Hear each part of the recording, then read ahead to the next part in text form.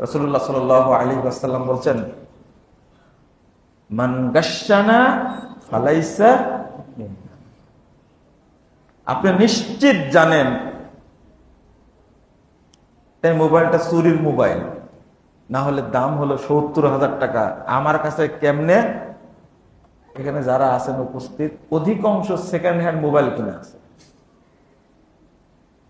IPhone কিনেছে, দাম ১.৫ লাখ টাকা, কিনছে ৩০,০০০ টাকা দিয়ে। আপনার ইয়াকিনান ধারণা এই কি মোবাইল, এটা আপনার বলেন, আমি বলবো না। চোরাই। আপনি কিনলেন কেন? ব্যবহার করছেন কেন? হারাম।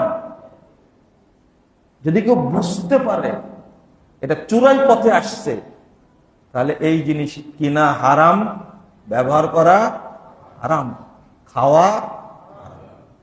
আপনি মুমিন। এই ফতোয়াটা একটু, এই আলোচনাটা একটু আপনি রাষ্ট্রীয় কোন টেলিভিশনে বলেন, কিছু হলেও তো সতর্ক হওয়ার মানুষ আছে, তাই না? তারা জানতে পারবে, তারা জানতে পারবে।